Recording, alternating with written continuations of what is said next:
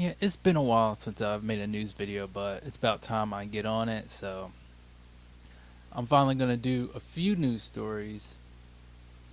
And it's going to be kind of an update one because I just want to do a quick mention of some of the news stories that I really maybe I should have got into, but I really wasn't able to do a news video on. And one was of the California wildfires that's been going rampant over, especially November. Maybe it's October too, but it's just definitely November where just a lot of people have been devastated. I think it was at least like 50 or so people got killed in those wildfires, and it's just the climate change has been just wrecking all sorts of um, different biomes across the United States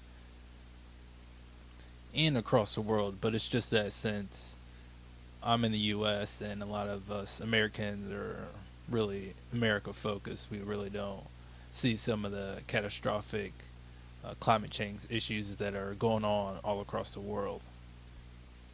But we really need to make big changes to make sure that we can actually um, reel back some of these big time wildfires that are going on in California, because it's only going to get worse as we do very little or even nothing to try to reduce our emissions and reduce all the carbon that we burn to power everything we do. Then I did want to talk about the GM closing their plants, or GM closing their single plant in Canada. I'm not for sure that if GM got a tax break specifically, or a special one, just because they want to lobby President Trump and the federal government, but at the very least, they were part of all the big corporations that got that huge tax break from the Republican Party that when they just passed that a little while ago. And with these tax breaks, I haven't really heard about or read any news stories or heard any news stories about any companies hiring a bunch of people because they got tax breaks.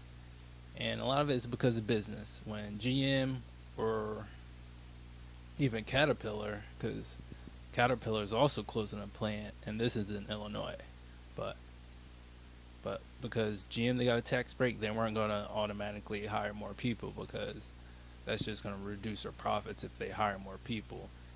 And I think the big thing is that GM's closing this plant in Canada, specifically Ontario, and then I think they're just going to open a plant in Mexico or some other country where they could just pretty much have slave wages, or have um, pretty much indentured servitude type wages, which is really really poor wages for all these workers, and just to make sure they could pay the people as little as possible, and maybe have less environmental regulations they have to comply to, so they could just pollute more from any of the byproducts from producing cars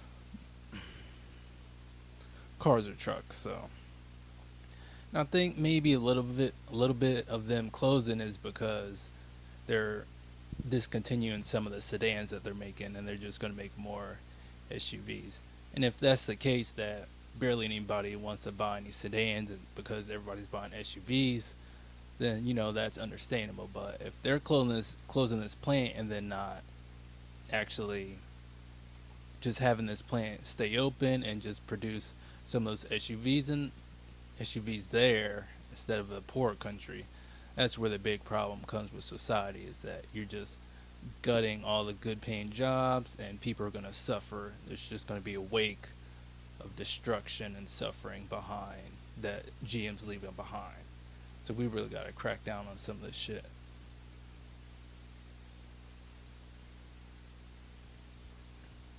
And Caterpillar, they're closing a plant in Illinois.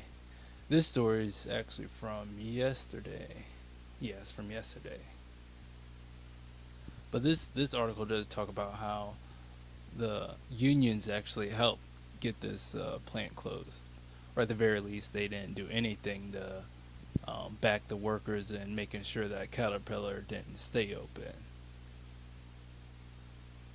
So similar to GM, they're just closing up shop and sending those jobs overseas to somebody that's going to make a lot less money than some American or Canadian workers are going to make. And it's just pushing a lot of people into poverty and into a lower social status. So a lot of people are going to be suffering because they're going to make a lot less money. Some will make a little bit less. Many will make a lot less money because another big corporation is not coming in and hiring them people to do something that's going to pay them a good wage like they had before. So another issue is the governments aren't coming in and creating or making a jobs program for these people and saying, well, they dropped the ball on you, so we're going to actually pick you up and make sure you have a good wage because it's good for you and your families. We're not really seeing that at all.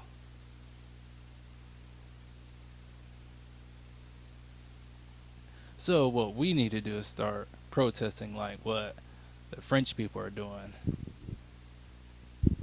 Because the French people doing their big yellow vest protest has been really big over the last couple weeks or so because they've been getting a lot of austerity measures just being placed upon them. Because Macron and his government is just a neoliberal just clusterfuck, and all he's doing is making sure his corporate buddies are getting big tax breaks and making sure that anything that's going to make sure that anything to offset any corporate and wealthy tax cuts is going to be increases on taxes for the poor and the working class people. And they're already suffering just like we are here, where people are just scraping by. And just these corrupt governments really backing big corporations over their own people is really seems to be a common thing around the world, and it's not just a uniquely U.S. thing. So I'm glad the French people are protesting. I think we here in the United States need to protest a lot more to really shut shit down to make sure that we actually get our voices heard and make sure the government starts working for us. But we're going to need big reform with campaign finance and actually get rid of money in politics. Get rid of Citizens United and Buckley versus Vallejo, because those two things are really the heart of the cases. Corporations been able to buy our government for the last 30 or so years. So, no, about 35, 40 years, because Buckley versus Vallejo was passed way before I was born. So, yeah, it's been about 40 years. And one thing, well, the World Socialist website did mention that Macron's government is also brutalizing the French people when they're just peacefully protesting. Their police are also beating them up, and mainstream media wants to talk about how it's just they like to whitewash it and talk about how there's violence or there's clashes between the protesters and the police, when it's really just police brutality getting whitewashed by the mainstream media. And of course that's fucking disgusting and just an outrage. So the French people have a lot of work to do to make sure their government works for them, and us Americans have even more work to do to make sure we could really get good representation. So one thing I'm going to try to do to help with that, especially locally, is to actually go to some town hall meetings and really demand that the local governments do something to help the people, the poor and the working class, especially with trying to go around net neutrality and actually demanding my local governments to try to implement a publicly owned ISP. So that would work really well to make sure that big corporations can't really just crush small businesses. So that'll help to make sure that we the people aren't really getting controlled as much by big business.